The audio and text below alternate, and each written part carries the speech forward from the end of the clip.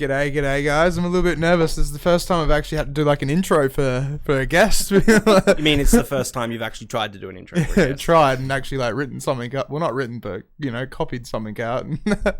Alright, so what is a Genga? Many stories are about this ginger ninja, the ranger with the bwangers, the big orange man who's afraid of a tan or the beautiful redhead that will end up in your bed. Genga's nicknames are as long as his infamous moustache. Growing up in country Victoria, Genga was raised by a pack of wild dingoes, and now he's here on our podcast. Can confirm. So g'day. Thank you for that. How you doing? It's good to meet you. Thanks, Good to see guys. you. Good to be here. Yeah. So raised by a pack of dingoes then, huh? Pack of wild dingoes. Yeah, I had the pleasure of putting together, needed to put together some kind of silly thing for a press kit, and one of my friends, Zach Farrow, kind of wrote a bit of that for me for some event that we were doing together. Yeah. It's pretty cool though. It's not bad at all. Yeah, Wish I had something like that. I got nothing. I thought I'd definitely run with that one. Yeah. So, how did you get into everything? Like, how did you DJing, music, like. Always a fan of music. Yeah, because you're a pretty big name around Perth. Like in our caption thing, you're a legendary Pokemon. So where did it begin? What happened? Began right back in like high school. Was one of the first guys at high school to have CD burner, the internet, and a printer, copier, scanner. And so the whole lot. I started doing a little side hustle at school of like bootlegging CDs, and like good old LimeWire days, and even before that, like ADSL. Yeah, but I'd like go get CDs. You know, like I made so much money off Linkin Park and like the Eminem LP and all those. Really? And but while I was doing that, I just always like loved collecting music, and so I'd like trade CDs for people if they would send me. And the old school mixtapes. The old school mixtapes. So I'd like, and that's how I got a lot of albums back in the day. Yep. I would trade albums for albums. And was this like in Karratha or? No, this is back in country Victoria. Victoria. Yeah. So whereabouts? And grew up in Gippsland. So beautiful kind of green rolling hills. Not a lot going on. Mitch, can you Google that place? Like, yeah, I can. Gippsland. I was born in Moe, grew up in Trafalgar. Never heard of any of those places at all. Sounds cool though. On the way about 2 hours south of Melbourne, on the way down to Sale, I guess, is probably. Yeah, that's pretty far though. Like you went from all the way over there to all the way over here. A lot of coal mining and kind of stuff used to go on in there. So family moved over from there to Karratha back when I was 17. Not showing me Gippsland. It's basically so this it's general in between that Terrelgan and Warragul. We're pretty much smack bang in the middle there. All right. Where I grew up. And so it's like a very small There's town? Moe. I was born in that beautiful city and grew up in Trafalgar. Like what would the population be like when you were younger? Like I think Trafalgar was about 2,000 or 3,000 growing up. Really? So it's like proper rural country town then. It was fairly rural, but it's still like Melbourne's. Or like Victoria's much more densely populated than over here, obviously. Yeah. So, you know, town, city. Got more of that, I guess, like sort of like a mini European vibe. Yeah, I guess so. With like how close everything is. Everything's super close. We were like 10 Ks each way between cities. Oh, really? Okay. But, you know, it's all farmland in between that kind of stuff. Yeah. But yeah, nice place to grow up. Beautiful, but yeah, really still not a lot going on. Yeah, like when you hit 18, there's nothing you can do, right? No, a lot of my friends that I grew up with in school back there, they're over. Quite a few of them followed me over to Perth and WA, mines. A lot of them are in Queensland, a lot of them are in Melbourne. Yeah. So what was the decision to move to Perth? Parents moved me to WA, ended up in Wickham, which is up near Karratha. That was all just mining. Dad wanted to get a job that was going to pay him much more than what he was doing. Yeah, that's fair. Yeah. And we were talking before about you becoming the party guy up there. So party guy. Yeah. that actually started back in Victoria. Yeah. Parents gave us this like outdoor bungalow similar to this shed what we got going on, but really? a bit bigger. We set up like, I don't know, it would have been 14 or 15 when they let me move out there, and then somehow they let me set up like a bar and a lounge and all these things, and then we had like 2 rooms, one with like all that, and then the other one with our like me and my brother lived in there, and we had like big double bed each and like 2 bunk beds set up in there. So the whole kit, the whole all of our friends could come over and party, and almost every weekend there was something going on where we were in there drinking or doing whatever. Yeah, doing whatever. So it began there, and then you got moved to Perth, and you were like, "Fuck it, let's keep doing it." Yeah, back in Victoria, still we were like, me and my friend Reese, who I grew up with, we started following around the local DJ when we were still in school, and we just any of those gigs that he was playing that were kind of like all ages events and all that, we would always try and end up there with him, and so there was that interest back then. Reese ended up buying an old set of like the old Dual CD player with the trays that come out. Really? He bought one of them off him for a few $100 secondhand, and we ended up DJing at the local footy club when they won the grand final back in, God, it would have been 2002 or something. Holy shit! Didn't know how to DJ. I was running Winamp on my computer, and we were running the dual CD deck with all of a massive CDs that we'd collected through our bootlegging. And on a slightly related note, how good is the visualizer on Winamp? Yeah, the Winamp visualizer was great, but obviously that big CRT computer screen was facing us. Exactly. It wasn't going out to the crowd. They weren't getting any of the visuals. And couldn't mix, didn't have any idea what we were doing aside from picking songs and choosing that right moment to play the Holy Grail. Yeah. Because it was there. There was the first grand final they'd won in I don't know how long. Oh, yeah. But that was the first taste of actual DJing. Yeah. Well, DJing, I guess. It was playing to a crowd, local footy club, but... And then just like after that, did it just after that, gig after gig? After that, it ended up... Reese started doing that at the footy club, and he eventually went up to Queensland and did a fair bit over there and moved to Perth and has done a bit over here as well. But I moved over Wickham and then eventually started to try and get back into it again. And YouTube wasn't the be-all, end-all knowledge base that it was. So I ended up buying myself a set of turntables, the old Stanton 80s. Can you Google them as well, Mitch? So which ones? The Stanton 80s, I had a set of those. So are they similar to the Technique 1200s? Yeah, just cheaper and nowhere near the quality. It's still alright. They were still they weren't belt driven. It was Stanton, right? Yeah, Stanton, like straight 80s maybe, so STR. And then put a record player or vinyl after. There you go. Yeah, there they are. Are they dual band as well, so you can actually do the full scratching and stuff? Yeah, they're direct drive. They're not belt driven, so you can do other things. They got nowhere near the actual power that a Technics does, but they're a good starting point. Yeah. Well, that's the thing, to actually start on vinyl instead of doing what a lot of kids do these days and just buy a controller. Yeah. Like, full on, I did go and buy a controller a bit later. Yeah. But, yeah, we all did, but yeah. Yeah, I started there and locked myself in a room and tried to figure out how to make these two pieces of plastic max up. Yeah.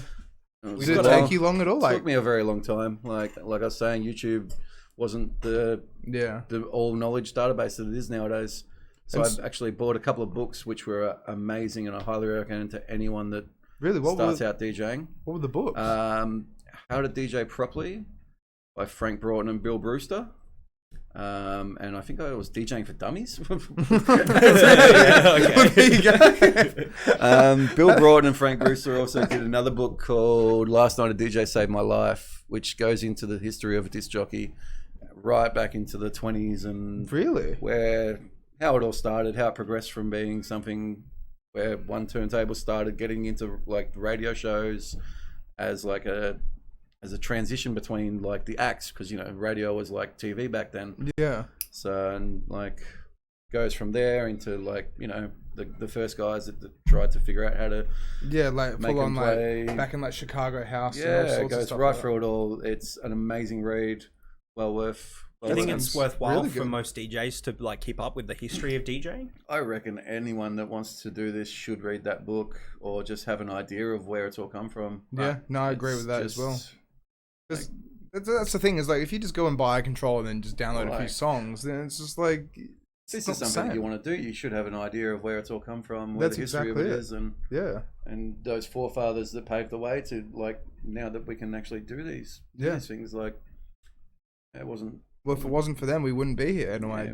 Doing this. We've had a few people in the chat, by the way. Oh wow! Already. Roberta's popped in, says great person to interview. I agree. And Braden Reynolds dropped in and said hi, Jared. Hello. So just before we started as well, like you were just telling us quickly. So there was a guy up at Karratha who was playing off his Xbox or something like that. Yes. Just quickly. Like, that sounds so hilarious. when I got up to Karratha, and I wanted to kind of get back into DJing, and I was starting to teach myself.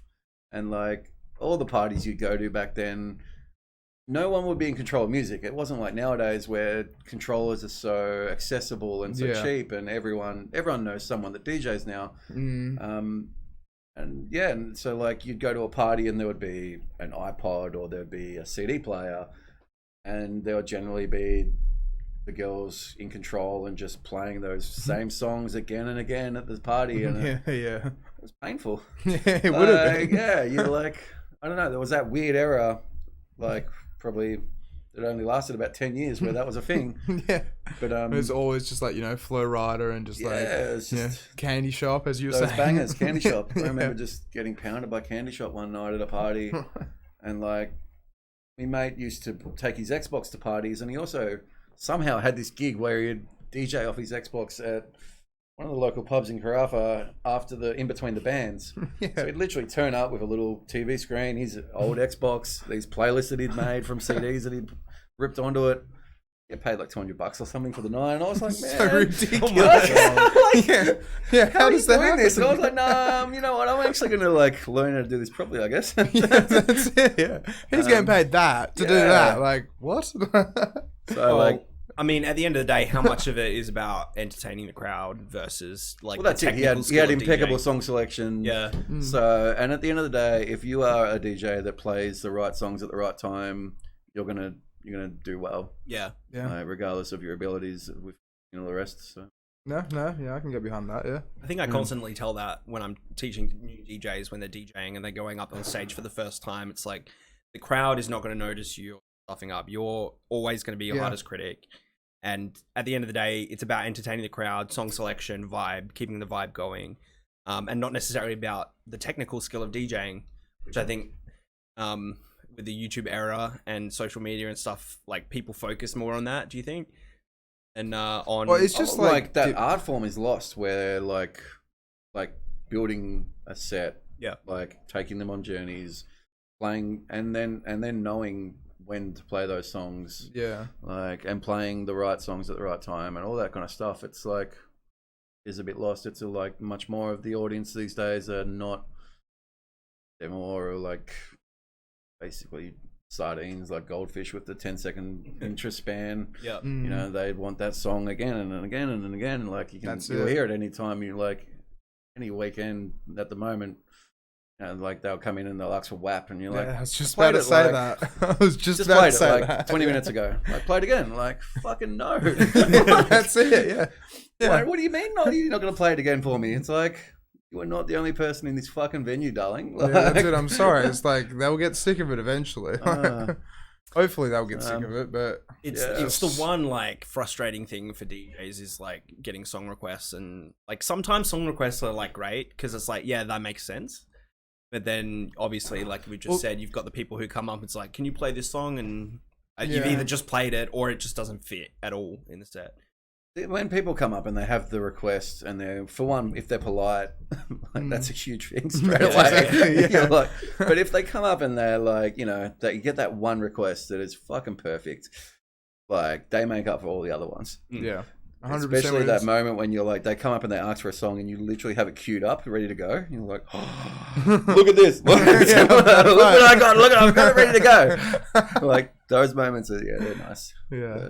But it's not often though, right? No. It happens sometimes, but it's okay. Yeah. You get a bit more of a like backbone and like a thicker skin, and quite happily tell them no nowadays. Yeah. It's part of the job though, to an extent, right? We just have to. You try not to be rude, but you just like, as you said, sorry, darling, I'm not playing WAP again. Yeah.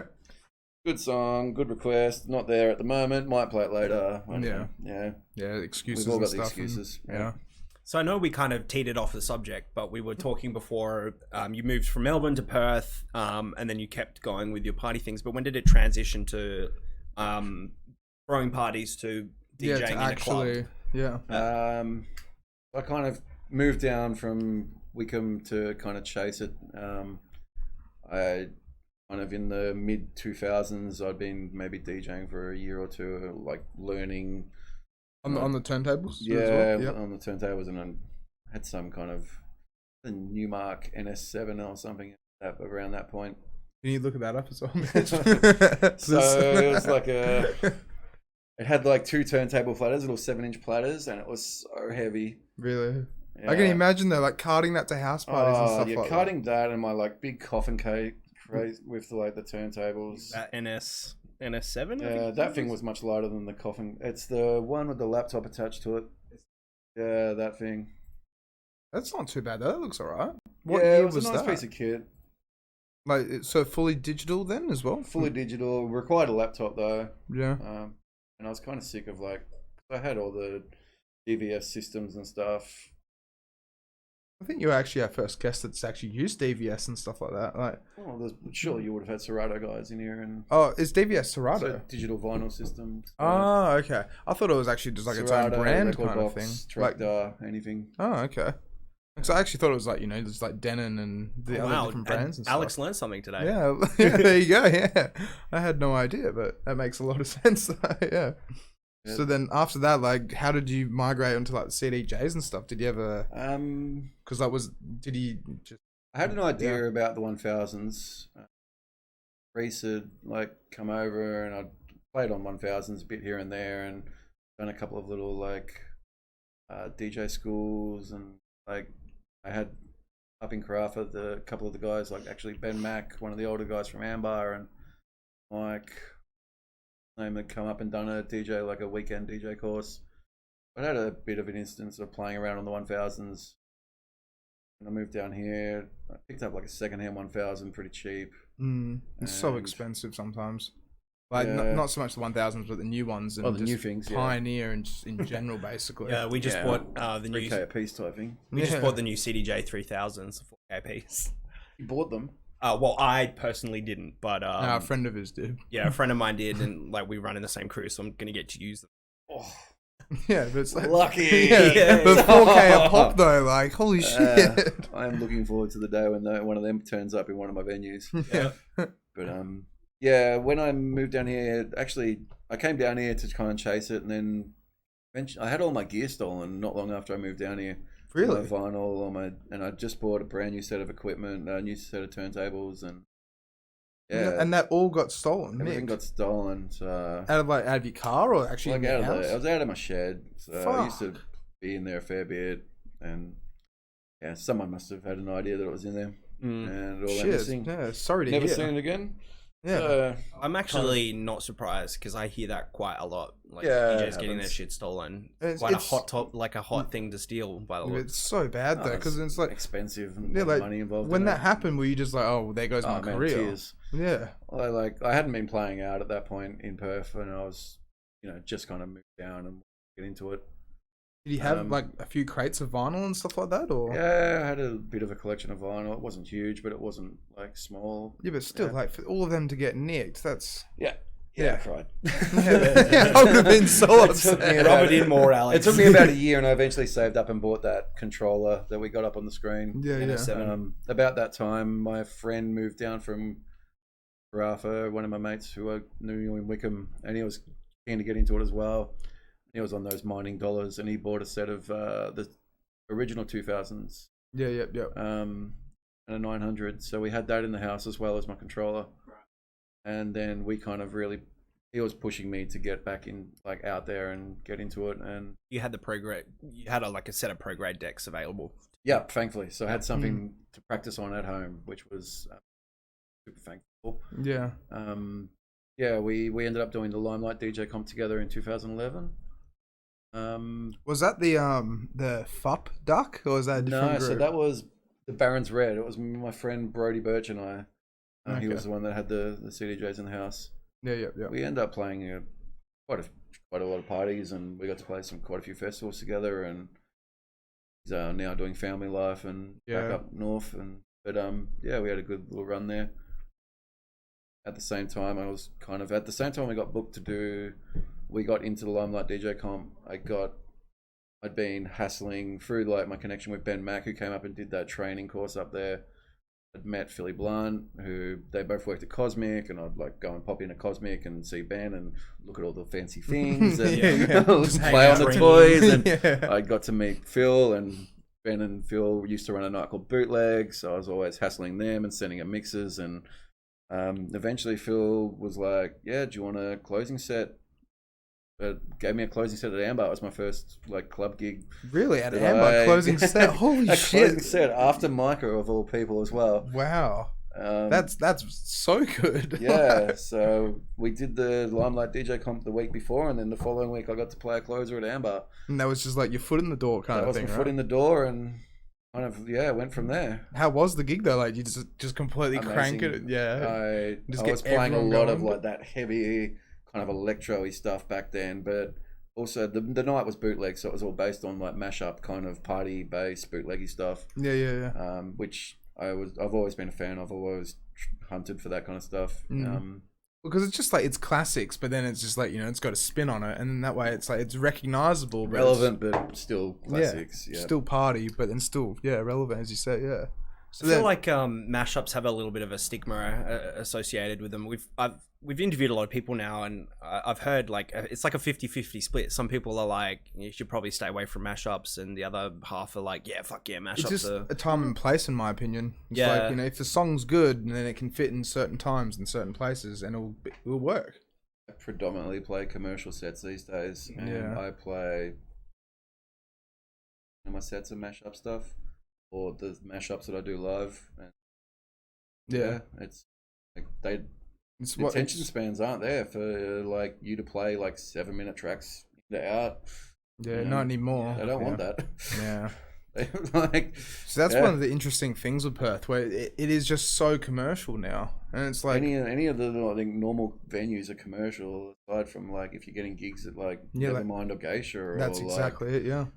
Like there's not really. We don't even have that. Like we've got a good house scene nowadays, but the bass scene's gone. Yeah, completely gone. Yeah, I'm very sad about that. Now that Capital's gone and Death Disco aren't there anymore, and there's like, where can drum like they of course they had filth sewing rooms. That's it. They had filth at HBF Stadium. That's a HBF Stadium though. And it's like, where else are those gigs kind of going other than like Metro City? They've been throwing a lot of filth at like it's Metro City and like Metro City, but also at the court. But they do like this weird sort of afternoon thing and stop at like 10 p.m. Yeah. Well, the court's that busy these days. They don't need a promoter to bring numbers. That's exactly, The court's just one of those places to be. The court's been killing it for years. Yeah. And I would definitely... The court is a stupidly impressive venue. Yeah, especially with just that Red Bull playing as well. And they did a really good job at renovating it too. Yeah. The outdoor area is just amazing. Yeah, it's beautiful. And that sound system's amazing.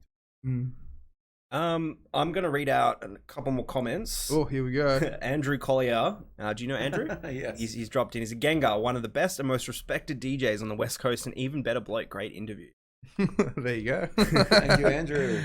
And we've got a comment as well from Twitch. Hey, man, really like the setup you got going on with the background. Looking all cool, too. Thank you, Jagar Gaming.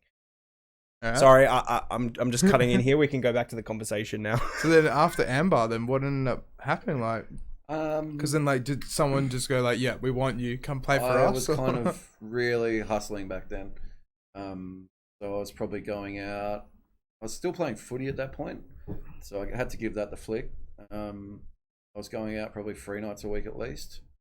Back then, like I was saying, now there's not really nights to go out anymore. It's much harder. Like we were so fortunate back then. We had like, there's like, you could go out and there's like a drum and bass night, like almost one midweek and then one on the weekend. Like there's breaks nights on the weekends, there's house nights, there's, all this different stuff. And you could almost go out almost any night and know that you could go, you wouldn't have to maybe go to a commercial venue. You could generally go to an actual gig. Like we were so fortunate. Not the case anymore. Midweek stuff is so hard to go and actually do anything midweek. There's nothing. Like Hippie Club still does their thing on Tuesday nights, the Backpackers night, but no backpackers can even come in and doesn't get as busy as it used to. Doesn't Magnet House do Matter on Wednesdays? Magnet House is open on a Wednesday. Yeah. That's one of the better nights that's going. Like you've got Connie's still on like midweek. Yeah. On the Wednesdays and Thursdays, and I'm guessing Claremont Ave on a Thursday night. But even then, like, but it's still like Claremont's Claremont's commercial. Magnet House is commercial. Yeah, but even when we were like younger, like you could go out any night of the week and there was like that commercial venue with like 1,000 people in it. Yeah, it's just the nightlife's disappearing to an extent. And people, it's all more about these bloody bar pops and festivals and stuff, I'd say these days. And it's just like yes and no. Yes and no. Yeah, definitely is. Yeah. But yeah, so then so after Amber, then like how did after Amber, because you were hustling, like really hustling. I was like down at Capital a fair bit. Started doing the Wednesday night stuff there with Anton. That was the Harlem night. No, he was running a night called Flux. Okay, really? It was a Wednesday there, so I got on managed to get on with a residency there. I got into shape at Big Ape and when Switch or the Lick started up, they gave me the residency there as well. Rest in peace, Shape. That place was. I've heard so many stories about that place. It was a fun. Hasn't it crazy under kind a of different time? name? Bubes, I believe, or Bub. I'm not sure if I'm pronouncing that. Bubs, yeah, something like that. Yeah, so that's open. Supposedly the rooftop, the upstairs is going to be open again soon as well, but I haven't been down to check it out yet. Yeah, neither. I haven't heard much about it other than just the other week we found the Facebook page. I nearly hired the venue out. Yeah, that's it. It was like one of 3 that I was trying to hire out for an event we're throwing in November. So I went in there and it looks pretty much the same as what Shape did. And just... Did you check out the back courtyard? I didn't go out into the back courtyard. No. Supposedly that's all pretty out there.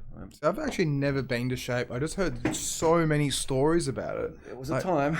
Yeah, like apparently like some of Pendulum's first gigs were there and stuff like that. Yeah. Just like really a rave cave kind of thing. Guys like One and Fester and all those guys, they used to play there. Yeah. It was. Did you ever play at Shape? No, you said Shape you had residency. They were my first residencies. So. Yeah. So how was that? Like, how many years did you play for them and stuff? So it's pretty much like 2012 until up. Why did they actually finish up? Do you know, or was it just people stopped going out kind of thing? Yeah, like attendances were starting to drop off, bar spends were dropping out. Something that's changed at the moment that I've noticed. Like the culture was shifting, and people weren't going out and drinking. They were just kind of buying tickets and like whatever drugs they needed, pills for the or night. whatever. Yeah, and so like the venues that are putting on these gigs weren't getting that support back from them. You know, like Amber finished up as well. Like, it's a bit of a double-edged blade because you need to obviously still make money, but you have the problem of you can't like lower the price of your drinks or anything like that to make people buy more drinks. Yeah. Or if you shoot yourself in the foot and go too low, like Subiaco Hotel, money. The Vic, or not Subiaco, the Vic or whatever it was. It's like the $3 pints, and it's just like it's not sustainable at all. No. Yeah, but they were rammed. Yeah, there was so many people in there at all times. But it's just the people that are going on the other days when they weren't doing that, just non-existent. Only $3.50 pints, and that was it. They had like $5 burgers and stuff. Yeah, but they were doing that like $10 steak or $5 steak or whatever it was. Yeah. It's ridiculous just trying to get people in, but it just didn't work. It's not a functioning model. What's your assessment of the current Perth scene in the COVID situation we're in at the moment? Like post-COVID, I've noticed a shift in the younger groups going out again, and this is, I'm guessing, purely because they've got money, like that COVID money. Yeah, and they're going out and spending money, which was not so much a thing. I honestly feel like the cultures have changed where people will go out and spend money again now. Do you think it'll last? This can't last. What's going on at the moment, and I've noticed it's dropping off again at the moment. Yeah. The attendance rates that we had for winter were fucking insane. Yeah, exactly. It was a really massive boom. It was crazy. Yeah. All the venues that managed to survive COVID, I'm pretty sure turned a profit for the year.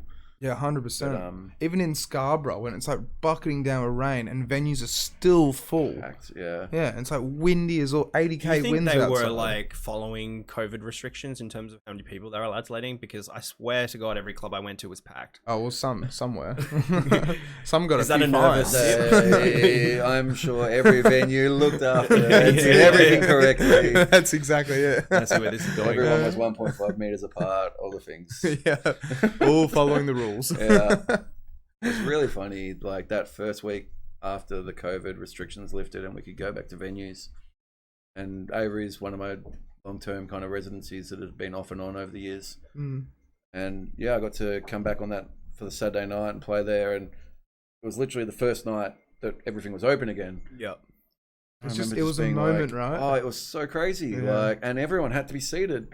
And I remember kind of like not knowing exactly what to play. Like, do I play the older stuff that I play, which is the big up and about party stuff, or what do you play to a seated audience? I don't know. I was kind of like just kind of playing the houseier kind of stuff, and people were like, "Come on, like play some Eminem and like play this and play that," and like I said, "Fuck it." I played like Whitney Houston. I want to dance with somebody at one point, and the manager's just, "No, what are you doing?" Like people started dancing on their chairs and on the tables, and he's just like, "No, Jared, like back down, calm it down." I'm like, okay, that's so good. I was the exact same as Scarborough Beach, but I just didn't. I was just full what are we of meant anxiety. to do? And like, everyone full of anxiety. No one knew how to talk to or interact with people. And I can't imagine what it's going to be like in Melbourne after they've been locked up for like 5 months. Like that's these it. poor people. 11:59 tonight, and their lockdown is over. I've got a few friends over there. And just is that really 11:59 tonight? Yep. So there's going to be like fucking massive parties. Their pubs, bars, and clubs are open. On a Tuesday night.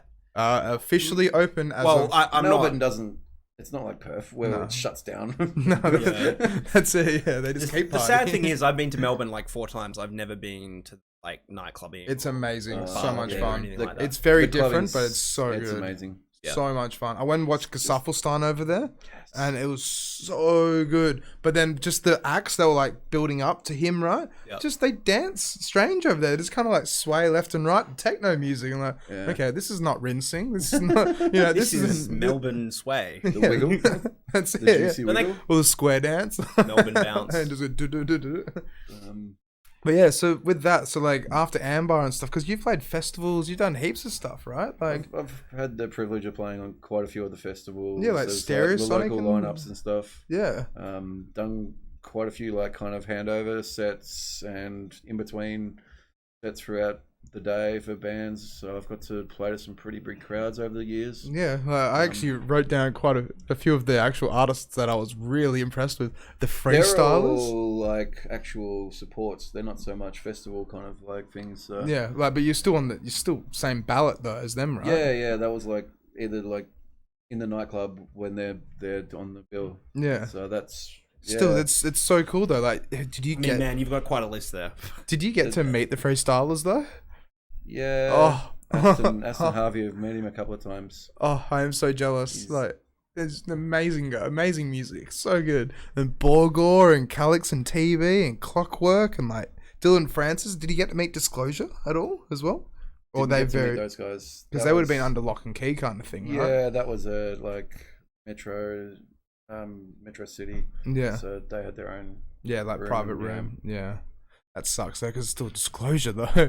Like, etc. Example, did you get to meet Example as well? Like, that's a childhood hero. Ended up at an after party with him. Really? After that show. Was he like as cool as he kind of comes off to be in a way, or is he just a bit quiet and chill? Yeah. Okay. We're in that territory where like what you say will be held against you. That's but have you got what about this? What about what's your who's your like dream person that you'd want to run into? Who is it? Yeah. It's like something you got to leave for the like top like questions at the end. Daft Punk and stuff like that. I'd love to meet Daft Punk. I'd probably want to go back in time to like the 70s or something and end up at like Paradise Garage or something. Paradise Garage? Like Loft or something like that. That kind of the birth of like the disco and yeah. Wasn't the Loft in Perth at once? Or was there a club called the... No, I'm thinking of a different thing. Maybe. Where was the Loft? Whereabouts was that? So it's the New York kind of disco kind of realm. Very free love and... Yeah, I'd love to go back and see that timeline. Like Studio 54. Yeah, I've heard of that place, yeah. Yeah, I'd love to see that. Like, that'd be a kind of special moment. It would have been a time to be alive in a way. Like, to be able to go out there and party it up would have been so much fun.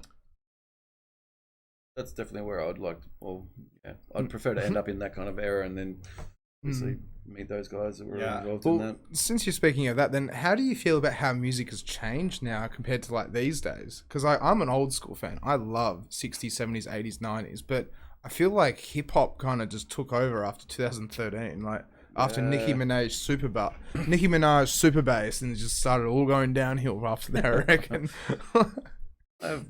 I'm not a huge fan of like commercial music these days, especially the kind of hip hop and stuff nowadays. And I loved hip hop growing up, but yeah, it's all just mumble rap now. Is that why you stick to the mashup territory? Yeah. And like I found a lot of the like mumble rap stuff. It's super aggressive. Yeah. And like It's very full on. It's so like rah, rah, rah, like boys, and it's just like it sets a vibe too. One like, thing that sorry, it sets a vibe. Like if you're playing like that kind of sex, drugs, and money music, it's sort of, I don't know, maybe creates a vibe where you get dickheads sometimes. Yeah, I totally think that. I've always been of like, get the women on the dance floor, the men will follow. That's it. So look after the women, play the that's the way it should women-friendly be. tracks. Yeah, I'm not about like Mo Bamba and those kind of stuff. It's just like or WAP. Yeah. But like still like playing stuff like, you know, Cyndi Lauper, Cyndi Lauper or Whitney Houston, stuff like that. It's just, you look after the girls and the boys will follow. It's just it's they like can give you as many like, oh, what's this? But at the end of the day, as long as the girls are happy. But usually, like in most dance floors, the girls are the ones who want to get up and dance. Guys don't dance; they're shy and they're like, "No, I don't want to do that." Unless they I'll get up and dance. I'll shake my booty. Yeah, but that's you though. Like for me, if someone I'm sure you would too, Jared. Your bio says so. Don't mind a little bit of a boogie here and there. Yeah, and the slut drops apparently. Actually, can we pull up those videos of you? Like, oh yeah, so we went through your yeah, just a little bit. We found some really cool videos on your Facebook profile. We were going to do the introduction of this. This is amazing. So this is an event that I did. It's my Fringe show. And this was a little promo video that we made for it. Yeah, we were actually going to intro you with this before we said anything, but here we are. So we'll play this video now. Here we go, guys. Just talk over it so we don't get copyright struck. Oh, it's coming off. Controversy. So my good friend Nick Endorse had to make this for me. He took all the video. Really? And he got right in underneath me to get that perfect shot of that. Shout out to Endorse if you're watching. Endorse, very, very talented human. Very talented guy. Not we've had him on the podcast either. before. Oh, what did you say, Mitch? Sorry? We've had Endorse on the podcast. Oh, exactly. Yeah, shout out if you're watching. Very talented AV DJ. Super talented AV DJ. Yeah. He knows what he's doing. He's got so much practice behind him. Very, very, like, really high up there. Yeah. Really high up there. Well, I was actually chatting on the weekend about leveling up your DJing. So, like, you've got standard DJing, which is like your 2 decks, you're mixing songs together, you're doing mashups, whatever. But then you can level up your DJing by, like, adding extra elements. So, in Endorse's case, he's an AV DJ. He's got the video going as well. That's it, combining. But you can also add, like, launch pads, drum machines, and that's, like... It's like what Slumber I have Jack respect does. for DJs that level up. Whole set, almost every single song that he's played, he has tailored to some degree. He's done like mashups or something. He's made a little like DJ edits for himself, whatever it is. And then from there, he's gone and made tailored video clips to each one of those tracks. Like it's a lot of pre-pro. To go and watch something like that and just pay like an entry fee to go to a club, like that's a world-class show that he's putting on week in, week out. That's it, yeah. It's an actual show. Yeah, it's an actual show. Yeah. And he's added like the horn element, the live horns and stuff like that. Yeah, I saw that as well, where it's like main stage Metro's Free or something like that, right? Yeah, and he actually gets like a saxophone player and then trumpet player and stuff up there. That's so good though. But very similar to like Jason Stone and Sophie. But yeah, leveling up DJ, super respect. But do you feel like that's kind of where the industry is going to an extent, in a way, where That's it's a large degree? Yeah, it's not so much like, I mean, obviously it is skill and it's like, you know, putting the time and effort into it, but getting to the point where it's kind of just like it's more entertainment based in a way, which I mean, I don't want to. Most of those guys still have the skills to like, you know, prior to that, like They've all worked very hard and done, you know, worked at it for lots of long time to actually get where they are. That's it, yeah. And then they're just doing something to, you know, level up, as you were saying. That's it. Put the sprinkles on the top in the way, kind of thing. Speaking of leveling up your show, we've had a comment here from James saying, "Hey, he's got his clothes on." And we just saw a video with not a lot of clothes on. Yeah. So I wanted to get to the question here. Yeah. Here we go. What brought that on? The DJing naked. Yeah, because we found another video where he's DJing without a shirt on and stuff. Yeah, so I was doing like a Friday residency at Nevermind, kind of playing. They just wanted to start utilizing. It was pretty early on. He was trying to get the venue going. I was just playing there every Friday for a certain time. And there was a few instances where one of my friends had turned up, and he likes to kind of egg me on to get naked while I'm DJing, and yeah, I'd get into various states of undress, and just like a normal Friday night. And then just like before you know it, you're just completely naked. Well, I never end up completely naked just on those Friday nights, but I was chatting to Ace, who runs that venue, and about trying to do a Fringe show and trying to do something again, like level up, do something silly and fun, and we were chatting, you know, what can we do? How are we going to make this a fun thing? I just want to play like dumb, uplifting, like happy, everybody's free, do what you want to be who you want to be, all that kind of stuff. And like trying to figure out, how do we turn this into a show? And the bar manager walks in and he's just like, why don't you just do your big dumb naked thing? And you went, so yes. So we were like, you know what? Okay, we can probably run with this. And did like sell out and stuff and like work out really well? And... It worked out really well. We so we did the first year. I did one a week for the 4 weeks of Fringe.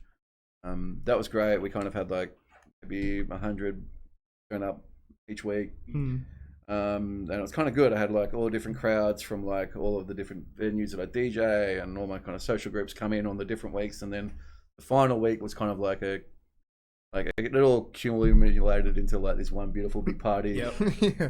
And it kind of went well. Ace was happy with it. We trashed the venue, and I don't know, we set it up. We had just like wigs and costumes and dresses and all types of dumb shit, and like how did you feel though, like your first time naked behind the decks? What's the feeling? What's going through your head at this point in time? I don't know, it's tried to make sure I did a few star jumps, I guess. That's it. Those decks come to about there otherwise. You gotta let them know you're serious by doing the jumping jacks. Yeah. I don't know, I never had too many issues with being naked. Just get up there and flaunt it. Yeah. Got a very tiny penis, why not show it to the world? Hell yeah. That's one way to do it. Well, I'm glad you brought up your penis, actually, because I wrote into the show notes, has anyone made a comment about your penis? There's plenty of people who've seen it. Yeah. And definitely no got plastered haters? all over socials over that Fringe period. You get any haters?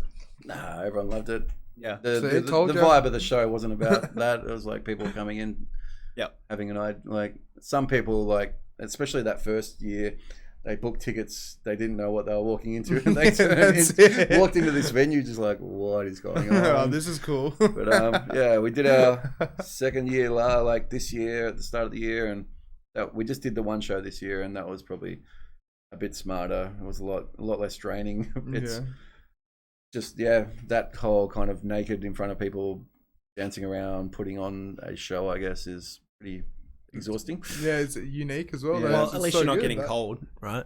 You're naked, but you're not cold because you're dancing around, I assume. It's the middle of summer. Yes, You picked the right time. We need those aircons on in that room. It's good fun. If you're we do them on a Thursday night, 1 week of Fringe. We're going to do it again next year coming. So that's good. That's so if good. you ever want to come down and dance to some dumb music and get into various straits of undress and get naughty, it's always a fun night. Got a lot of people interested already. So when we were talking about socials before as well, it just seems like on social media you're your own character in a way. Like, how did what was the thought to be able to go like, I'm going to do this kind of thing? And like, because as I've read out before, it's like, what is a Genga? Like, where did the name come from and the whole lot to an extent? Like, the name itself has a story that goes back to Victoria before I'd moved over, like 14, 15, and ended up on a cricket trip with all the older guys, and ended up in the pub with my like dad and those guys and the senior guys. I had my like dodgy little fake ID that I made on that printer copier scanner, and very nice. As long as they like flipped it and they didn't try and pull it out, it was fine. I was tall back then, and we didn't have all the scan text systems and all that kind of stuff. I was buying cigarettes from the time I was 14 without issues. Back when you could buy them for like $5 a pop, and back in the day. I came a bit late. I can't remember. I was just hungover or something, or I'd gone out and got lunch and joined the group at the bar at the table at the bar, and they were chatting up some Tommy backpacker, and her boyfriend was super not impressed with the fact that she was like in the middle of this group of cricketer boys on there. Like, and as I've come and sat down, I'm like, oh, it's a big Genga. Like, as a ginger, whatever, and one of those they all thought it was the best thing in the world, and they've all like Aussie, like, oh, Genga. And yeah, I lost it when I moved over to WA, and I made the mistake of taking a friend back, and we just so happened to bump into the one guy from that cricket club at a footy game. Genga! Like, he thought it was the best thing in the world, and then it just started from there. I fucking hated it. So he took it back to like Wickham, and everyone there loved it as well, and I was like, oh fuck it, I gotta make it mine. Yeah, so that's kind of how that story, the name came about anyway. That's so good though. Like, that's such a good story. Has it become like a bit of a persona for you? Or do you play it off as like Genga is me, or is Genga something different to Jared? There is Genga and Jared, I guess. Yeah. It's like the drunk version sober. Yeah, drunk and sober probably. Yeah. DJ entertainer guy, and guy who likes to read books at home and not talk to people. Yeah. Yeah, it's the same for most DJs. I think most DJs are introvert, extrovert, on off switch. Yep. That's it. No, I 100% I'm on the same page in a way. It's just like, you know, when you go out and you have to, like, you know, you have to party, you have to dance, you have to be this character. To be on. Yeah, that's it. Like, from the moment that you're in that venue, you're smiling, you're happy, you're portraying that persona, that happy, and like generally it comes naturally to all of us. Like, but if you're having a shit day, you still got to do it. That's exactly it. Yeah. Is it a bit draining sometimes? I can be very draining. So I kind of work Wednesday to Sunday pretty much like Wednesday, Thursday, Friday, Saturday, Sunday nights. As DJing then? Yeah, and then I kind of get to Monday and it's just like switch off and disconnect from the world. Yeah. Yeah. And as you said, just read books and just chill and just... chill, do your invoicing, hibernate, catch up on whatever just Netflix relax, and stuff. Yeah. Play some PlayStation. Yep, just relax. Have you ever come to like a point where like you've just sort of like almost broken down and had to like take in some time off? Not so much of breaking down, but of like every Christmas it gets harder and harder, and especially as I'm getting older, and like our workload, like it's pretty full on as it is. And then when Christmas rolls in, especially the last few years, we had those like super weekends where it was like weekend, Christmas, weekend, New Year's, weekend. So it was like, you know, 2 weeks where it's like you're out working every night. And it's like, especially at that time of the year, everyone's in Christmas party mode. Everything's a big event. Everything's party, drink party. That's it, yeah. Yeah, I took New Year's Eve off last year, and then after that I like took 6 weeks off drinking and managed to quit smoking for 4 months, which was nice. Well done. Yeah, it's so hard to do though sometimes, right? As you puff on your ciggy. But like that's the thing with the lifestyle though, where it's like, for me, I find alcohol like water. And like, as of yesterday, I had just finished a 6-day bender to an extent. But it's like, I forget that I'm even on the bender kind of thing. I go out to work, I go to a bar, here you go, have a Bloody Mary, you look tired. Almost part of the job description. That's it. Like, I go to Scarborough Beach Bar. Literally get like a bar card, a bar tab at venues. That's it. And you're kind of expected to be on a little bit of the level of the crowd, like as long as you're doing your job and you're not too messy. Yeah.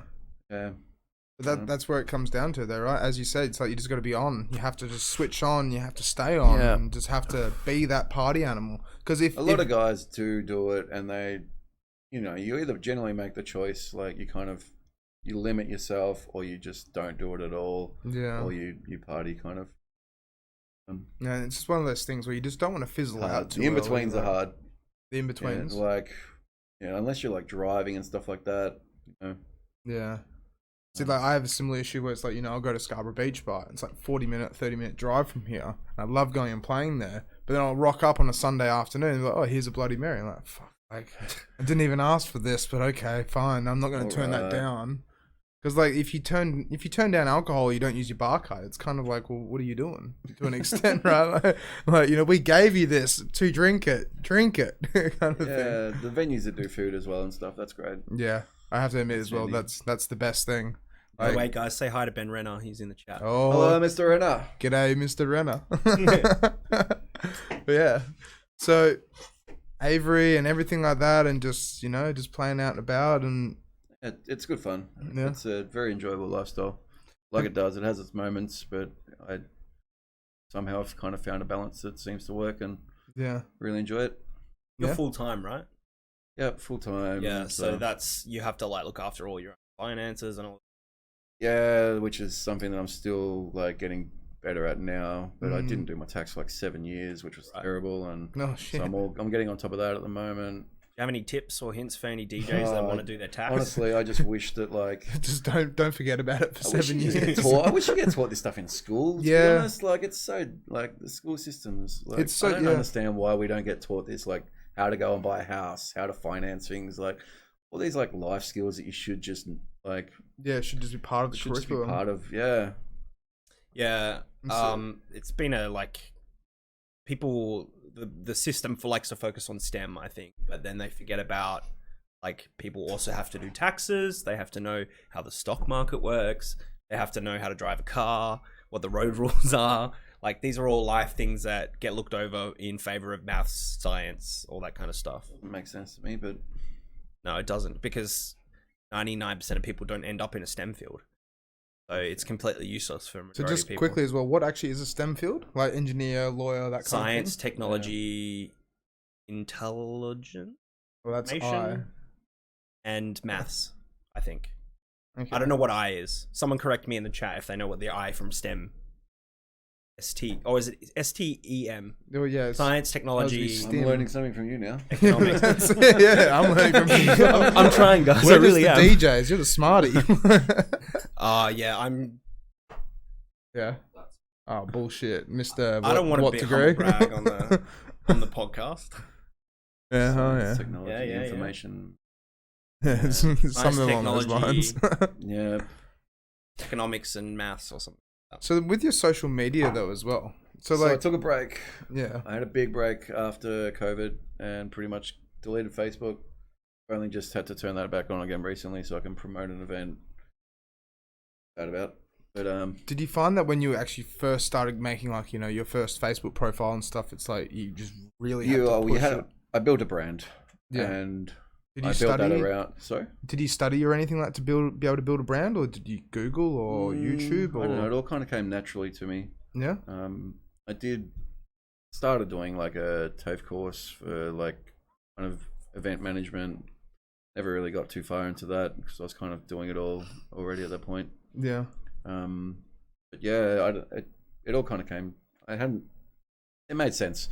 So I just kind of built a brand around party kind of animal boy, and went from there. Yeah, it seemed to work. That you got in early on the social media game. Yeah, because like you were in the early days of Facebook. Yeah, I think I had Facebook back in. Because it's so cluttered now, Facebook. Yeah, so, it's like a giant advertisement. It is, and it's horrible, and I honestly hate turning it on. Social media is just horrible these days, and it has been. Still use Instagram a bit, and I've got my Instagram linked to my Facebook. I can just share a post on there, and that's basically like my gig guide for the week, and that goes straight to my page. And thankfully, if anyone tags me in while I'm DJing out, which generally get you like live Instagram live stuff, so I can just reshare those, and it goes up onto your Facebook as well. Yeah. So just super simple, like super simple. Yeah. Honestly, I hate social media these days. It's just corrupting, in my opinion. It's like because like when we were kids and when we were younger, Nokia phones. It was about connecting. Yeah, that's it. Like, but now it's gone to the point where it's literally like kids are born with phones in their hands. 50% ads, and like 1%. Yeah, that's basically what it is. Well, it's like I think every third or fourth thing on Facebook is actually like an advert now, and it's all targeted. What you've been looking at, your cookies, and what you've been saying. Yeah, it's a giant market. So bullshit. So ridiculous. But it's essentially become a business tool that people use nowadays. It's not even so much a business tool. Sure, it's now the biggest the most traded currency now is basically social media information. Data. Data. So Yeah, it is ridiculous, yeah. But it's like what Elon Musk was saying, where I watched an interview ages and ages ago where he said we're kind of already on the pathway to becoming cyborgs. And the reason why is because, like, you can't leave the house without your mobile phone. You can't call someone up or get in contact with someone unless you've got your mobile phone. You want to go somewhere, use your maps. You want to listen to music, use your phone. It's like everywhere you go. You want to wake up in the morning, use your alarm clock on your phone. It sticks with you. It's part of you in a way. And to get rid of it, if you get rid of it... It's the first thing you do when you wake up. Last thing you do at night. That's it. And like when you're laying in bed and you can't sleep and you start scrolling your newsfeed again or whatever it is. But the thing is, though, it's like having it attached to you. It's just when you get to that realization, it's like, wait a minute, maybe I shouldn't be using it and put it down. And you like start breaking the stream to an extent. Like just feel it like... My brother has actually completely gone off social media, except for disconnected. Yeah, except for his Instagram as well, but he doesn't even use that. He'll go to house parties and just turn his phone off and leave it in the car. Oh, that's amazing. Yeah, and he said present in the moment. That's exactly it. He said like 100% that being able to be there in the moment without feeling like, oh, my phone vibrated, I better check what's going on.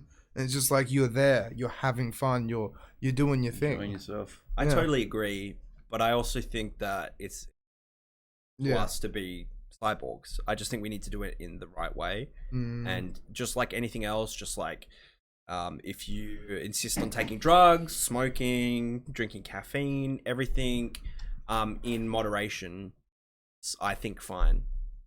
Or aware of the risks. Yeah. But then that's the thing, you can be aware of the risks and still not care. So many people, it's like, cigarettes. Well, I think people are aware of the risks of social media. I just don't think people believe that the risks I don't think people are aware of that stuff. Yeah. They don't. It's like subliminal to an extent, isn't it? Yeah. It's like they think they know or they're aware, but at the same time, they just don't care enough to let it bother them in a way. Like that documentary on Netflix recently about the social media. Yeah. I still haven't watched that. Is it any good? Do you know? I started watching it with one of my mates and... not that good then. It made like it all kind of. I was like, I understand this is already what's happening, and and this is just rubbing my face in social media again. Yeah, I didn't really want to watch it, but I feel like people should watch that. Yeah, just people that might not be aware of exactly what goes on while you're on that. It's just getting more and more and more full on. As I said, like kids are born with iPhones in their hands these days, and it's how it is. And who knows what it's going to be like in 10 years, in 15 years, 20 years. Well, let's apply this theory to nightclubs or at a show or an event. Do you think people should put their phone away, or do you think it's fair that they want to take photos and There's a catch-20 with that. Like, if you're going to see someone, I feel like you should be there in that moment. I understand why you'd want to capture it, but if you're literally experiencing that gig through the lens of your phone, like then what are you doing? Why are you there? You're obviously just there to like show it off to the rest of the world. You're not there to be there. To get the followers and get that gratification. And that's what it's really come down to. It's like what you said, the whole goldfish thing. It's the gratification part. It's like having an online persona, an online image where people go, that's who that is. That's that person because that's their Facebook profile and that's what they look like. So that's how they must be. Brand that we've put out to the world. Yeah, and it's a never-ending like monster. Well, I mean, I honestly think there's going to be a backlash. I don't think it can keep going the way it is. I hope it's going to. And there's got to be some kind of like moral code that comes into play where companies actually get pulled up to a certain level of. Maybe I'm just so nihilistic that I don't think that. I don't think so either. Like they make too much money out of it, but I feel like it's got to come to some kind of head somewhere. Yeah, they've got to hit a wall at some point. I think what will happen is people will just get sick of it. People just get off it. Yeah. Which is what's happening. Like you're not the first person I know who has got off Facebook, and every year there's more people that have signed off. But here we are with the podcast on Facebook trying to promote it though. Not just Facebook. Yes, like our Facebook page, guys. Yeah, please like and share us. But 100% with what you were saying just before then though, it's like, sure, it's a catch-22 because you might want to film it or be at the festival and do this and do that. But then what happens if, your purse gets stolen or someone gets into trouble? You have your phone so you can call for help kind of thing. Sure, you can just ask random strangers, but... Well, that's not social media. That's having your phone. Yeah, it's having your phone though, yeah. Yeah, okay, fine. Yeah. I guess a lot of people. Yeah, so Alright, sorry fine. to strike that one Shit down. on my parade. Yeah, no. It's definitely not social media. Yep. Okay. Posting on your Facebook on your. What have we phone got that you next lost. up on the sheet there, Alex? Well, So some of the gigs you played as well, like you've played like, you know, Bunbury, and you played like Rambler and Wickham and Rorks in Darwin. What was it? That was going back a few years. Yeah, But I've got a pretty good network of like people, kind of regional friends and stuff that run events. Yeah. So I've been pretty fortunate to like. So you can just message on and be like, oh yeah, we can hook you up with a gig. Like They generally kind of hit me up, and when they've got something on that they want me up for. So has it actually? How long ago did it get to that point then, where it's like you didn't really have to search for gigs? Because like, you know, right at the beginning of the podcast, you were hustling, but with hustling, did it ever get to that point where you just don't have to worry about it? People just approach you? Yeah, after a while, it kind of gets to a point where you've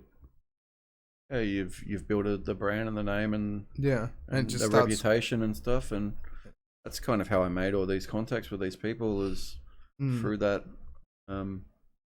And I've been thankfully I've built like these relationships now go back quite a few years. So yeah, and they're strong relationships kind of thing. Yeah, so I still generally go and play for them like a few times a year and stuff now. Would you say that, like, for, you know, beginner DJs and producers and stuff like that, it's like it's really about making those long-lasting relationships with people? Without doubt. Yeah. Not necessarily regional, like just building those relationships, doing the networking. Like when you're starting out, you've got to get out there and hustle and meet people, and and if you want to play at a venue because that's the venue that plays the sound that you want, then you need to be down there and like you need to know what that venue sounds like at the start of the night. You need to know how that night progresses. You need to know how they finish. You need to talk to need to talk to those promoters. You need to meet the managers. And, J Hustle. It's just like what Ace said. Ace basically said, it's like, if you want to play somewhere, you got to show your face. Oh, you got to be there. Yeah, you got to be there. You got to show them that you're interested in the venue itself, like, or the night that they're promoting. Like, it's number one. You can't just email someone and just expect to get a gig. Sending mixtapes and stuff is like great, like, but unless you've got a name, unless you can put like a name to the face. Yeah, it's all about face value, isn't it? To an extent. It's like actually being able to go, yeah, he's a good person. I vouch for him. I know he'll do a good job, kind of thing. But then, so then I had something on the top of my head.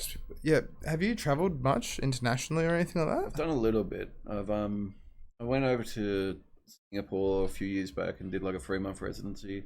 Was that any good? Like doing Singapore and stuff? That honestly was one of the worst things I've ever done in my life. Really? Can we talk about it? Or it was like. It was 3-4 years ago now. At the time, I hadn't done anything internationally, and it was like, oh, this is an amazing opportunity. Like, I kind of got the gig. I'd be excited about that too. Oh, so excited, and like, money seemed like it was reasonable money, and all these kind of things. Yeah, cool. I'm going over there. I'm like 3 months. This is going to be great. But when I got over there, it was a brand new venue. The guys that were running it with dinosaurs had no idea how to promote or do anything. And was there a language barrier as well? No language barrier. Singapore was like 90% English speaking, and then you've got your other languages, your Mandarin and all the rest. I had no idea. I thought it was mainly Mandarin. That's English dominant. English common, and then most of them know like 4 or 5 languages over there. Doesn't that depress you knowing that the rest of the world is like multilingual, and then there's like Australia and America? It's just like we know English. Wishing that I had an interest in like Lote when I was in school. Yeah. Like back when I was growing up. Did you have a language that you were learning in primary school? Yeah, I think throughout the years we did it like all of the main ones like Italian, French, Indonesian, Chinese. But like back then, the idiot that I was like, I'm never gonna use these. Like what is this relevant to me? See, similar thing as well. Like I learned French when I was a kid, and I've kicked myself because I really wish I actually stuck around and learnt it. One of my biggest regrets from my schooling is not actually having an interest in Lote. Like, yeah. But it's what it is. That's it. Yeah, we all make mistakes. Yeah. So with Singapore then, the venue just pretty much flopped. So like the place closed, or no, it didn't close. It was just empty. We were working really long hours. I was DJing in between the bands, so doing like half an hour, 45-minute sets. They kind of expect you to like work much differently over there. It's not like here you got a bit of a different work ethic. Yeah, very different. I was definitely a worker and not so much like the DJ or entertainer. Yeah. Is Singapore first world, or is it? Yeah. Yeah. Oh yeah. Okay. Yeah. It's a trading hub, isn't it? Yeah. Yeah. So it's like Hong Kong. It's essentially a city state, so it's a giant mega city. Okay, all right. The whole country is basically the giant city. Okay. Yeah. Okay. Actually, But it used to be part of Malaysia. Split off from Malaysia. Really? Yep. Thanks to the English. Okay. But yeah, so continue. Sorry, I was just a little bit curious. But right. It's actually a beautiful city. Food's amazing. Very expensive to live. Yeah. Really? Very, very expensive. And to live. like to like own a car there is like ridiculously expensive. Because they try and keep as many cars off the road as possible, so they tax cars through the roof. Oh shit! Really? Yeah. Super smart, but yeah. Yeah. So it's all more majority like using a push bike, public transport, amazing public transport system. Yep. Okay. But yeah, the company that I was working for, like a Chinese-owned company, but they I kind of got to know a lot of the other DJs. Well, like I got to meet quite a few other DJs and stuff around. Yeah, it turns out I just was working at the wrong place, and yeah, it was like I was there turning up at like, I think I had to be at work at 9 o'clock at night, and I wasn't getting out of the venue until like 5 or 6 in the morning. Really? So did you end up doing your 3 months there? I think I called it about a week or two early. I was just over it. Right. Yeah. I'd had enough. The venue was just not working.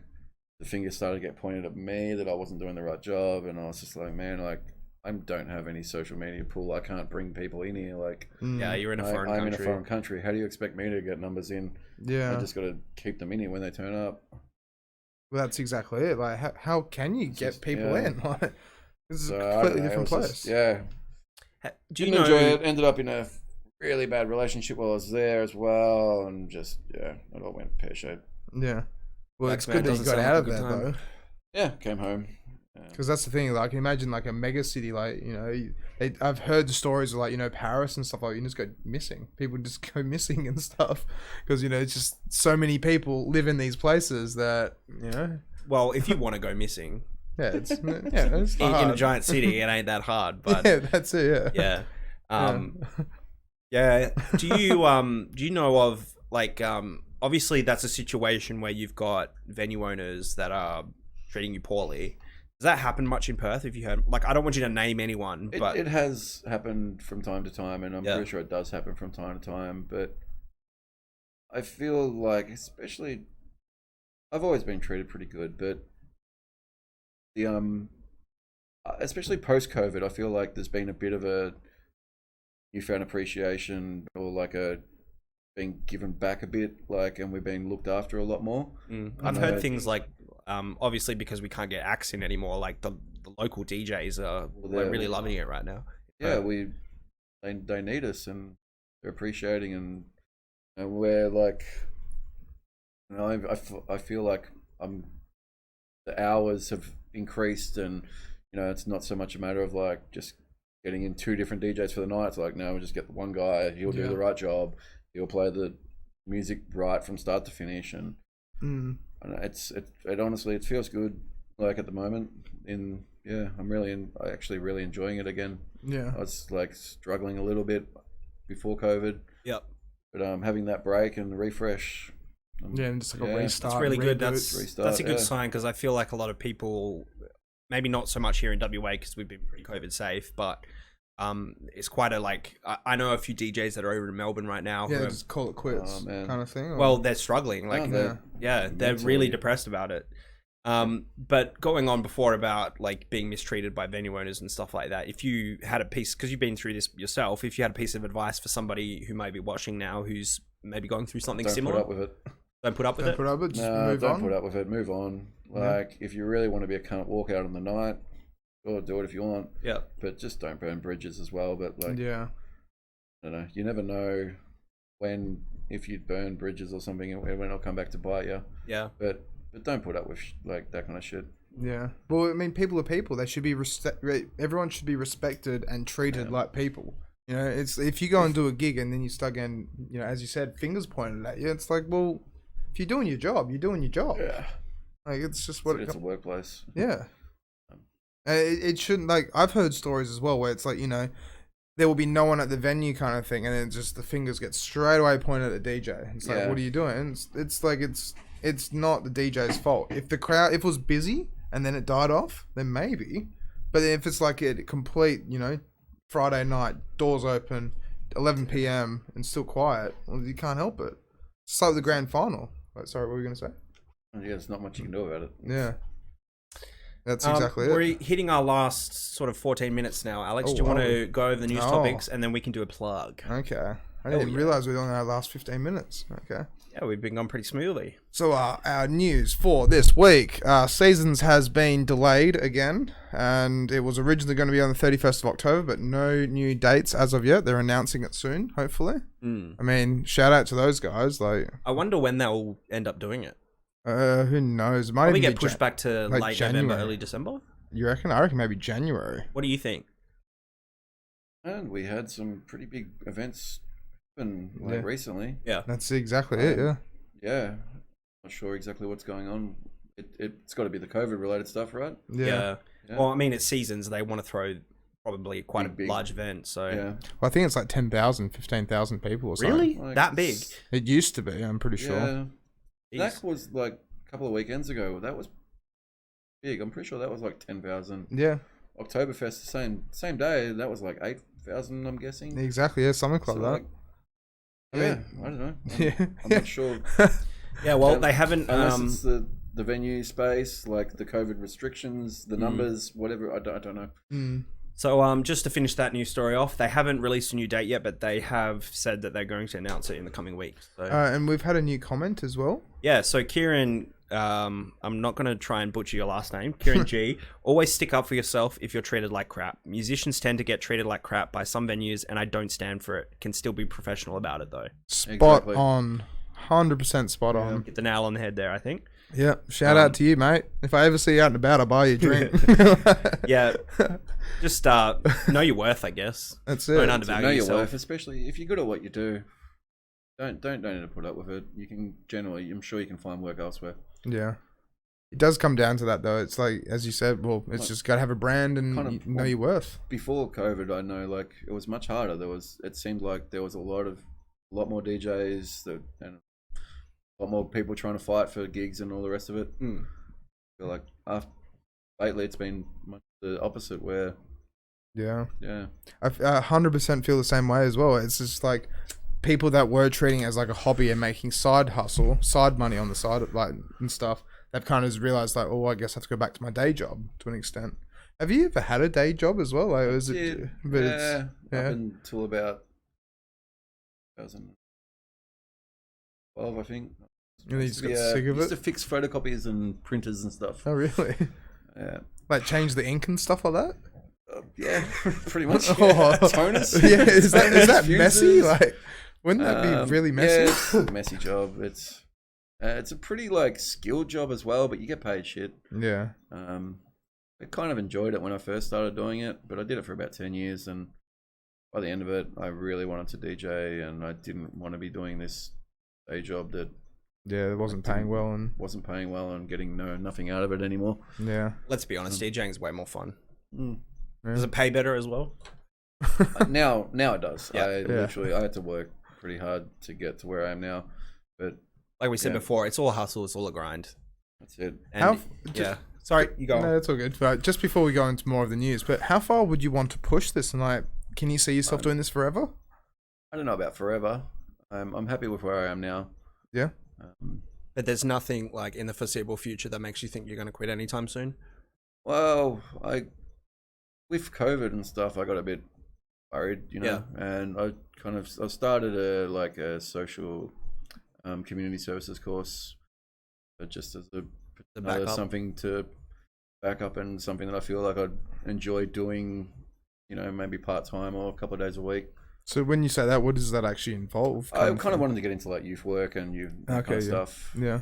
yeah, I would love to actually tie that in with DJing and workshops and all that kind of stuff. Yeah, it can be a lot of fun. Yeah, I feel like it's something I'd like enjoy even doing school discos and stuff like that. Like all you do is you go to Target, spend $50 on candy and lollies, and then you just play things like Macarena and throw it in the air and watch them catch it.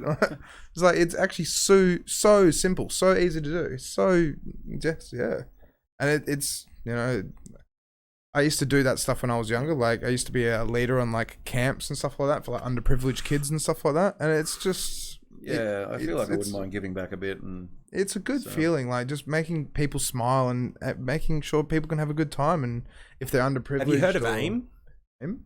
AIME. They work with underprivileged primary school and early high school students. And I used to do DJ lessons. Like they would bring them into through them, and they have like a bunch of different things that the kids could do. One of them was a DJing thing, and you'd teach teach kids how to DJ and stuff like that. So yeah, there's definitely programs out there if you want to get involved in that. It's definitely become more of a mainstream thing though, hasn't it? It's like, in the 90s it's all about being in a band and learning guitar and playing the drums. Yeah, well, you had the birth of the superstar DJ. Yeah, that's it. Yeah. And also, it's easier to get into DJing now. Like you can buy a secondhand set of decks for a couple $100, and you're on your way to DJing. And that's it. And just watch a few Marshmallow videos off of Fortnite. And you're like, I want to be that. Yeah. And you don't have to aim to like play in clubs at all. Like I don't want to play really in clubs. I want to play to an audience, but I just find DJing fun. Really want to be in clubs anymore either. Nah. Yeah, quite happy to finish at 1 or 2 o'clock and go it's get my like kebab and go to bed. Yeah, to be honest, it's good though, right? I had to do like a 5 a.m. closer for the industry night, like about a month back now. God. That was Katie Banks's. The Barcella. Barcella. Yeah, a lot of fun, great night. Yeah, I had to close out that night, being like the right level of drunks. Yep. Until like 2 a.m. when I started, and then you have to pace yourself before your set as well. And then I had to DJ through till the close. And I was just like, oh god, I don't miss these. Yeah. I used to do the 5 a.m. closes every week for a long while, and after working afternoon, night, sometimes day, like DJing, and especially in summer, like the time you start. I don't know how you commercial DJs 1 o'clock and 12 o'clock in the afternoon and stuff. Yeah. Yeah. Have you ever tried doing a gym gig at all? I've done a couple. And what do you think? No interest in doing like 9 a.m., 8 a.m., 6 a.m. Yeah. So, gym sets. So I'm doing one at 6:30 on Saturday at Osborne Park F45. Hell yeah! If you want to see Alex DJ hit up the gym, I'll dress like what this gym is it? at 6:30 in the morning and go play My by Armin van Helden. And, but where are you playing, bro? Yeah. Where's the venue? F45 Osborne Park. Hell yeah. But it's like, when you went and did that kind of stuff, like, what do you play? Like, I don't even know what to play. I don't know. I don't set foot in many gyms. That's it. I'm the exact same. I think I've been in like 3 gyms my whole life. Spotify, I'm sure there's gym pump up playlists by the truckload. Yeah, that's exactly it. I mean, they're willing to pay me, so I'm like, okay, I'll be there at 6:30 in the morning. Well, I'll try to be. Could be very interesting. Back home for a nap after that. Yeah, that's exactly. And then I got to go back to Scarborough after, so I'm going to be absolutely becomes stuffed. a long day. It becomes a very long. All right, day. Alex, what's our last news? So next week, I'm pretty sure we've got Beck coming on. Bex Price. Or Beck Price, yeah. Bex is her DJ name. And shout out to her. She's just released some music that's kind of like Lana Del Rey, I would say, inspired by the sounds of it. Really, really, really cool. It's like, it's not anything like I would have kind of expected. I've only met the girl, I think, twice now. But the thing is with that, it's just beautiful. Yeah, it was voice. not what I was expecting. I've seen her DJ a few times, and it's very like ravey, high energy stuff. That's what I mean. Like, beautiful voice. Like, big shout out to her. And then she just got it on Express Magazine, didn't she, Mitch? Can you pull that up, or have you? Yes, I can do that. Have you closed it? All right, right here. Yeah, Bex Burn It Down and Hold Tight gets 7.5 out of 10. Yeah, well. We're looking at the next Lana Del Rey or the next Lord. She's released an EP with 2 songs. One's called Burn It Down, one's called Hold Tight. We probably can't play them, I don't think, because we might get copyrighted. I'm not going to bother, I think. Yeah. We'll talk to her about her music when we interview her. She should be coming on next week, hopefully, and we'll be definitely going into that and like her production and her gigs and, Bex is a lovely girl. Yeah. seems like a very, very cool girl. Yeah. Like, as I said, I've only met her like once in a brief second time, I'm pretty sure. But yeah, she seems like she's very switched on, knows what she's doing. Yeah, I can't wait to interview her because I literally I've seen her so many times at parties, never talked to her. Yeah. So It's just like a hi. hi if you're listening, Beck. So, and then what was the third thing? There is no third. Oh, so we only had 2 news things. We only had news. Can I quickly plug one then? Oh yeah, of course. Yeah, plug yeah. whatever you want. This is the whole reason I had to get back on social media or Facebook anyway. We've got Sunday Social Club coming up. That's the $1 dumplings, right? No. Because Well, don't they do Frio Social, or is Come on, that? Alex. I know you're so obsessed Sunday with Social dumplings. Club's on the Rechabite rooftop. We used to run it at the Brisbane for quite a while. We're picking it back off for summer again at the Rechabite rooftop. And That's really that's excited about it, aside from the fact that it's potentially going to rain on Sunday. Is it actually? Adds to the fun. Yeah, But it's rain dance. But I mean, is it over covered kind of thing, or is it? We'll get umbrellas out if we have to. Okay, but still, that place. Yeah. Hell yeah, that's the Disco- best plug I've disco ever heard fun, for an all the event. things. Yeah. Yeah. Will you be naked? We'll see. Yeah, We'll if see. you get drunk enough. Is there anything else you want to plug? If you're out and about and you see where I'm DJing, come and say hello. Hell yeah. Whereabouts do you usually play? Like your stomping grounds? Wednesdays I'm generally at synagogue. Thursdays I've been teaching for a company called the Institute. Yep. Which is great. So you're Anyone that teaching wants- for them as well now. Yeah, so anyone Shit, that wants they're to get getting involved everyone. with them, wants to get out there and learn how to do it, those guys are great. It's literally a one-on-one course in a nightclub with someone who's experienced in the venues and all the rest of it, and a 10-week course. Yeah, great. Fridays, I'm kind of bouncing fortnightly between a few different venues. So I'm at Stables some weeks, Northbridge Brewing Company some weeks, Coconut Grove, and might be doing some at Synagogue as well. And then You pretty much can find you anywhere. yeah. Saturdays I'm at the Avery every week. That's my That's your kind of stomping big ground. long time residency nowadays. I really enjoy playing there, and generally it's a kind beautiful of good venue. crowd, good venue. Yeah. Sundays I'm at Rechabite next week, and then sometimes at Synagogue, and Cool. And By the then way, Mondays I'm guys, sleeping. anyone who's in the chat right now, I've linked all of Genga's stuff in the video description. So if you're interested in any of that, the links are all in the description. Don't forget, like, share, and subscribe to us, please. Yes. Please. You have 5 questions, don't you, Alex? Oh, I do. So, what's your favorite gig or your top 3? Here we go. favorite gig, probably my Fringe show. That's Yeah. probably the thing that I can do. What I want to do the most. Are you doing your Fringe show again? Like, is it a repeating thing? It was gonna happen next again. year. Hell yeah. Next year Yeah. we'll be back, so we'll probably just do the one again and have a big party. Awesome. Sunday Social Club was my favorite one when we were doing it at the Brisbane. I was running it with Phil, who gave me my first gigs. Philly Blunt. Philly Blunt. We used to run events at Amber and stuff, so it was great. We could have a weekly catch up and just hang out, and we got to play kind of disco stuff. And so I'm hoping that we can do that again over summer at the Rechabite. Yeah.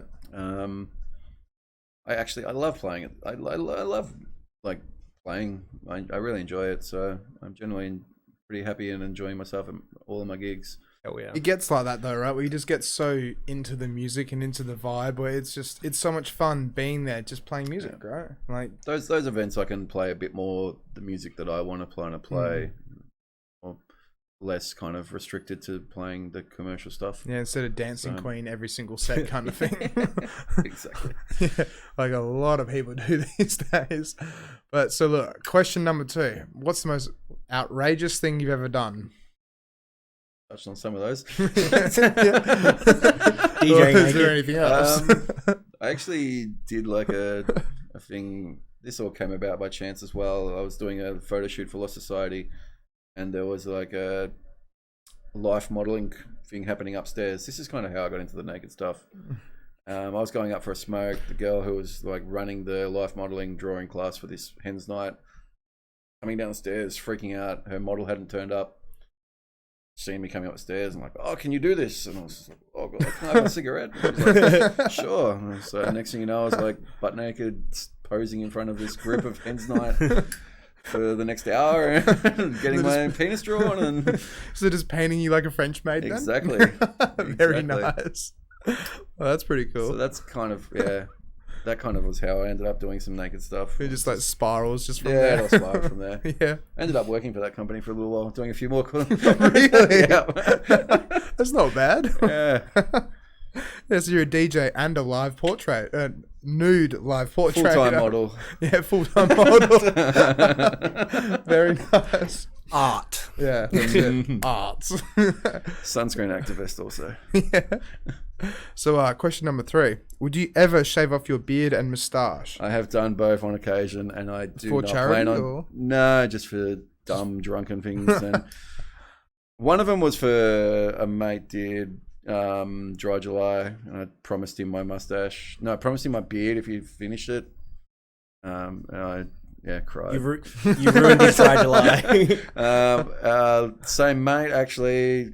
Bloke that runs the runs venues up in Craft that I go and play for. So like Blanche, Rambler, Infra-Red, they're just about to launch a new one as well. But after one New Year's Eve when I DJ'd up there, he shaved off his mustache, and I decided to do the same, and came back to Perth with this dumb Abraham Lincoln Jewish Amish weird thing going on, and so yeah, that sounds right. Not a fan. I don't like my chin. I like my mustache. I'm keeping both. Yeah. Very nice. So, question 4: what would your spirit Pokemon be other than Gengar? Snorlax probably. Snorlax, yeah. Yeah, I can see that. Yeah. Yeah. It's the hibernation kind of thing. Yeah. Yeah. Just He's chill. a fun Basically one. a giant teddy bear too. It's true. Yeah, that's true. And then nightclub or bar, but you've kind of already explained that. Bars. I definitely much prefer bars these days. And like I get my longer hours. It's all long sets. I'm able to get home into bed. I generally finish 12, 1, whatever. Yeah, I can go to Nevermind and go and have a nightcap before I have to go home. Mm-hmm. Yeah. Yeah, that's not too bad then. Nevermind finishes at 2. It's perfect. Yeah. All right. So, anything else you want to plug at all? Oh, wait, we didn't actually even go into Fup Duck. Fup Duck. So I was doing that with Zach Farrow. We lasted a little bit, but we both DJ full time. So yeah. It's just too hard to make it work. Yeah, right? that's it. It's like, yeah. It sounds like here though in the intro where it's like you got stopped at the entrance for wearing a hat or something.